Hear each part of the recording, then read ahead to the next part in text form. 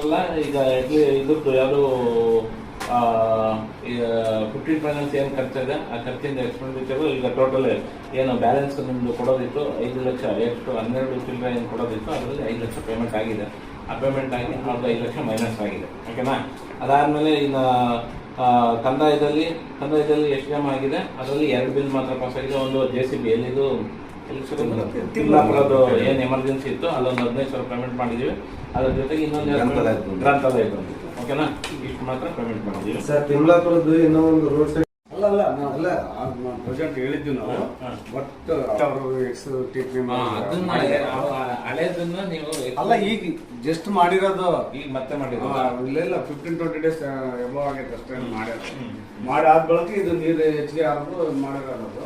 ಅದು ಅವ್ರ executive member sir, ಅದು ಸ್ವಲ್ಪ ಮಾಡಿಸಿದ್ದಾರೆ. ಅದ್ರ ಸ್ವಲ್ಪ ಕಾಸ್ಟ್ ಮಾಡಿ ಸರ್. ಓಕೆ ಆಯ್ತು. ಅದನ್ನ ನೋಟ್ ಮಾಡ್ಕೊಳ್ಳಿ ಸರ್. ಅಲ್ಲಿ ಅನುಭವ ಹೋರಾಟ ಹೊಸವರು 5 ಗಂಟೆ JCB ಗುಡಿಸೋ ಸ್ವಲ್ಪ ಕ್ಲೀನ್ ಹಣ ಹೋಗಿದ್ದು ಅಲ್ಲಿ ಇನ್ನೊಂದು 5 ತಾಸು ಕೊಡಿ ಸರ್. ಅದ್ರ ಸಬ್ಜೆಕ್ಟ್ ಇದೆ. ಆ ಸಬ್ಜೆಕ್ಟ್ ನೋಟ್ ಮಾಡ್ಕೊಂಡು ಇನ್ನೊಂದು ಎಷ್ಟವರು ಅದಕ್ಕೆ ನೀವು ಎಲ್ಲರೂ ತೀರ್ಮಾನ ಮಾಡಿ ಹೇಳಿದ್ರೆ 5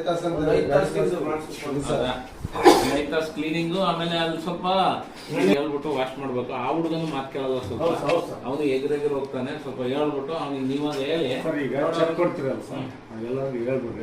ಎಲ್ಲದೇನಿಲ್ಲ ಸರ್. ಅಲ್ಲ ಸರ್, ಟ್ಯಾಂಕ್ಗಳು ಏನಿದೆ ಕ್ಲೀನ್ ಮಾಡ್ರಿ, ಎಲ್ಲ ತೊಳೆದು ಬ್ಲೀಚಿಂಗ್ ಸರ್. ಈಗ ಏನಿಲ್ಲ, ಒಂದು ಮೆಸೇಜ್ ಗಾಂಧಿನಗರಕ್ಕೆ ಹೋಗುತ್ತೆ, ಅವ್ನು ರಿಮೂವ್ ಮಾಡಿದ್ರೆ ಆಟೋಮೆಟಿಕಲಿ ಸರಿ ಆಯ್ತಾರೆ. ಯಾರವ್ರಿಗೆ ಅದು ಅವಶ್ಯಕತೆ ಇಲ್ಲ ಅಂದ್ರೆ ಬಿಟ್ಟು ಹೋಗ್ತಾರೆ ಅಷ್ಟೇ. ಯಾಕೆ ಬೇರೆ ಏನು ನೀರು ಬಿಡೋಕೆ ಯಾರಿಗೂ ಬರಲ್ಲ, ವಾಟರ್ ಬರಲ್ಲ ಸರ್.